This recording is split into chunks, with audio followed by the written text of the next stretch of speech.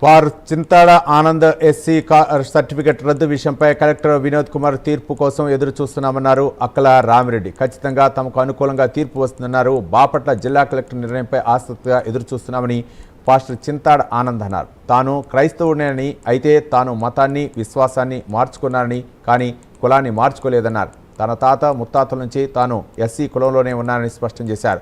పుట్టుకతోనే కులం వస్తుందని, తన విశ్వాసాన్ని బట్టి కులం మారదన్నారు పాస్టర్ చింతాడ ఆనంద్. బాపట్ల కలెక్టరేట్లో జిల్లా కలెక్టర్ వినోద్ కుమార్ విచారణకు అక్కల రామిరెడ్డి, పాస్టర్ చింతాడ ఆనంద్ వర్గీయులు హాజరయ్యారు.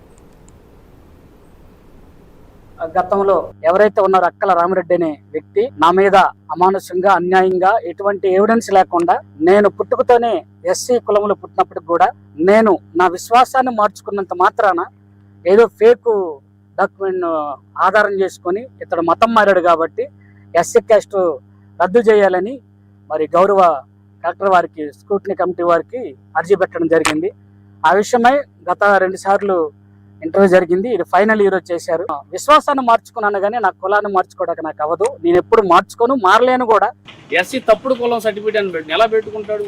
1995లో వాళ్ళ అమ్మా నాన్నగారు ఎస్సీ మాది కానీ వారికి ఇచ్చిన పొలం పట్టాలో ఉంది. దాన్ని బేస్ చేసుకొని 2002వ సంవత్సరం నుండి 2025 వరకు ఈయనకి బొబ్బిలి ఎంఆర్ఓ గారు, పిట్లవానిపాలెం ఎంఆర్ఓ గారు కుల సర్టిఫికెట్లు చాలా జారీ చేశారు. వారి మిసెస్కి 2005లో ఎస్సీ కుల సర్టిఫికేట్ ఉన్నారు, బిడ్డలకి 2022లో కుల సర్టిఫికేట్లు ఉంది. ఇంతవరకు ఎస్సీ క్యాస్ట్ అడ్డం పెట్టుకుని ఎలాంటి రిజర్వేషన్ ఫలాలు పొందినట్లు కూడా ఆధారాలు లేవని కూడా మేము కలెక్టర్ గారికి చెప్పాం. అంతేకాదు ఎక్కడ హైకోర్టు, సుప్రీంకోర్టులో ఈయన క్యాస్ట్ సర్టిఫికేట్ రద్దు చేయమని చెప్పలా. జస్ట్ ఈ క్యాస్ట్ సర్టిఫికేట్ విషయం వస్తే సంబంధిత అధికారులకి, స్క్రూటినీ కమిటీ వారికి అధికారం ఉంటుంది అనేది మా పరిధి కాదని గౌరవ సుప్రీంకోర్టు వారు, హైకోర్టు వారు చెప్పారు.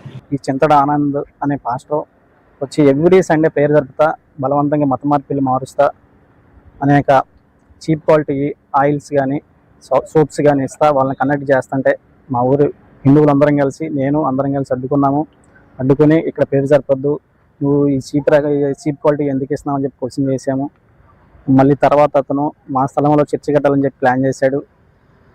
అదేమన్నా అడిగితే మా మీద ఎస్సీ అట్రాసిటీ కేసు పెడతానని భయపెట్టాడు.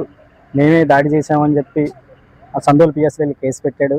వాళ్ళకంటే ముందు మేము వెళ్ళి సందోల్ పిఎస్ ఎస్ఐ గారికి రిపోర్ట్ చేసాము, అయినా కానీ మాకు స్వీకరించలేదు. అప్పుడు తహసీల్దార్ గారికి అర్జీ ఇచ్చాము, కలెక్టర్ గారికి అర్జీ ఇచ్చాము. వీళ్ళందరికీ ఇచ్చాము కానీ ఎవరు పట్టించుకోలేదండి. మా దగ్గర క్రైమ్ నెంబర్ 9 పెట్టారు 2021, వాళ్ళ దగ్గర క్రైమ్ నెంబర్ 8 పెట్టారు.